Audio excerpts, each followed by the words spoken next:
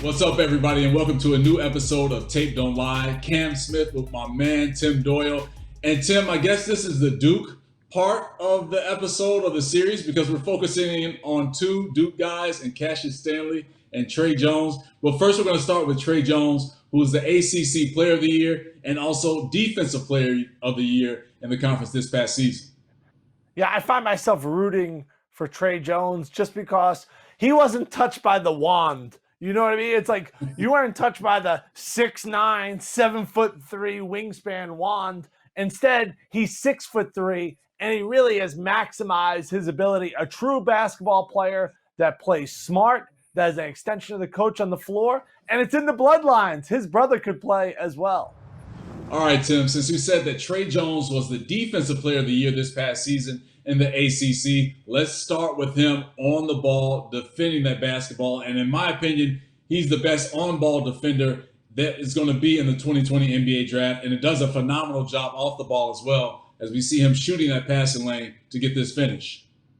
Well, that's a pretty big statement out of you, Cam. Now, we know that the jumper from you was, let's just say, inconsistent. But what do you think stands out defensively? Because that's where you made your mark on the floor at Southern Illinois. Where do you see him really stand out defensively? One of the things that stands out to me is what he's able to do when he times the dribble of his opponents. And you see it right here with Cole Anthony. Now, Cole Anthony is a phenomenal player. We've highlighted him on Tape Don't Lie with these 2020 NBA draft prospects. But this is a situation where Tre Jones is like, look, you have my basketball in your hands. I want my basketball back. And he takes advantage of the young guy to get that steal and that two. So what's even better about that is that he doesn't foul, right? He knows his gaps. He knows his timing. And when he makes sure that that is all in alignment, it works out for turnovers. And on this play here, he transforms from defense to offense. And you see him just being that natural point guard and leader that he is, head up the entire time. And he finds Jack White across the court for a three. Yeah, that's a play that they like to run. And instead of going under the screen, he went over. And I think it's an advantage as a defensive player when you can foresee what the offense is trying to do. Like as a point guard, you know what a point guard's trying to do, what kind of set he's trying to get into, what his mind is, where his eyes may be going. And as a defensive player, I really think that's where Tre Jones's strength is he almost starts foreseeing, forecasting what's going to happen. And then he uses that to his advantage to go make a play defensively. Yeah, and you talk about him not being blessed with the magic wand of not being 6'8" or 7 foot. He's only 6'3" on a good day, right? But what he was able to do in the ACC this past season was use his size on smaller guards. And you see it here on this defensive play. Now, he doesn't get beat, doesn't open up those shoulders to create a full driving lane. He just funnels that ball handler to a spot where he knows he's going to be able to get the block. Wait, is that Tim Doyle in the crowd right there? Where, Tim? I didn't know you. Where's my invite, man? I didn't know you were at the game. You know, last time I played Duke, I was at St. John's, and my stat line was just like those people in the crowd.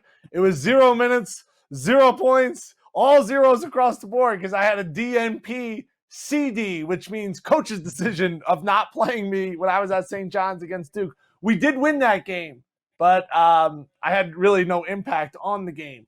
I think the safe bet with Tre Jones is you see his brother Tyus, who's been in and out of the NBA, back to the G League, back to the NBA. But as far as overall talent, I think his ceiling now, or the guy he should be kind of going after goal-wise, is Fred VanVleet. Because Fred was a guy I saw in college that I was like, he's okay. He's ended up being an excellent pro.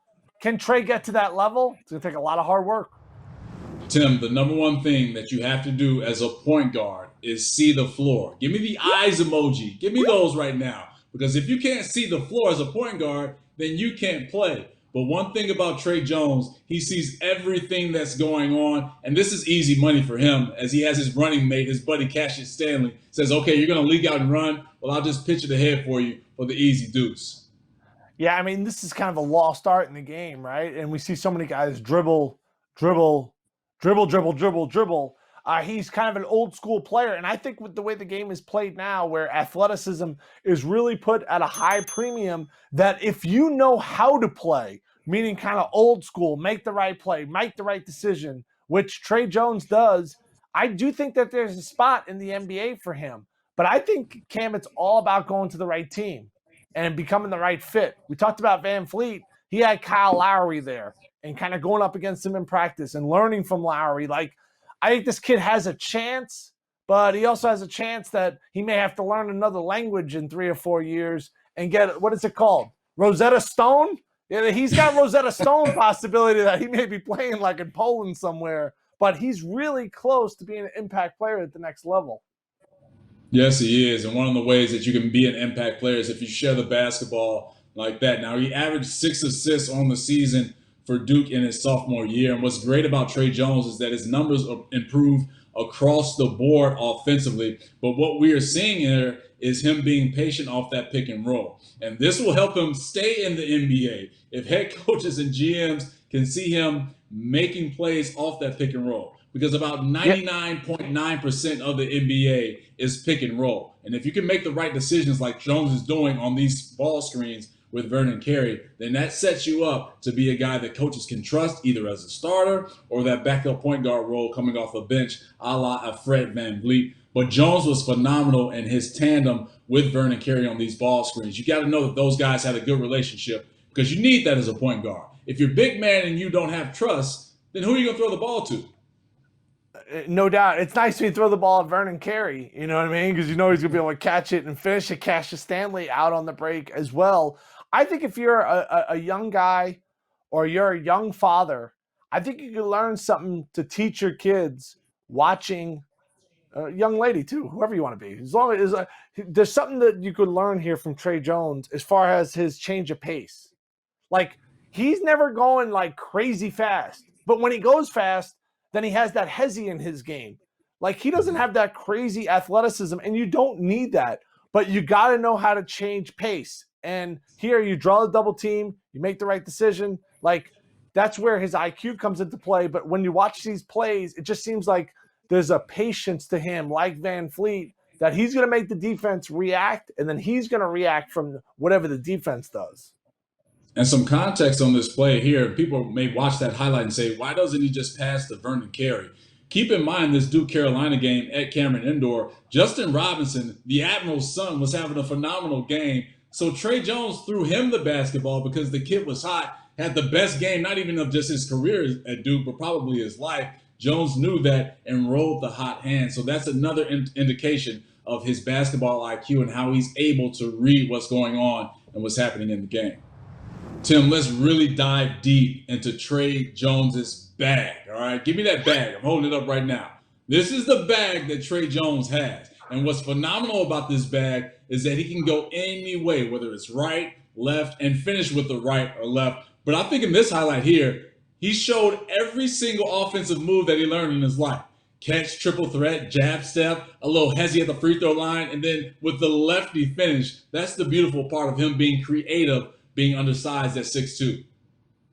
Yeah, and the big part of his game that we really have not talked about, and it really is going to end up being his Achilles heel, is can he make the NBA three? His freshman year at Duke, he shot 26%. Cam, you remember that game they played UCF? They weren't even guarding him in the NCAA tournament. He ended up making some shots, but I felt like the next year was going to be like a make or break year. Like, when no one guards you, that messes with your head a little bit. And he shot 26% as a freshman. He comes back sophomore year, goes up 10 percentage points to 36%. It's like, all right, now we're talking, because if you can't make a shot in the next level, get the Rosetta Stone out. You're going to be in Bolivia or like Bulgaria or somewhere overseas. Like, you ain't playing in the NBA, young man. Or if you do, you're going to be in Idaho somewhere. Like, so it's all going to come down to, because if he can make shots, now that hezzy, now that change of speed, now that ability to play make, everything changes when you could stay out there and bang down jumpers.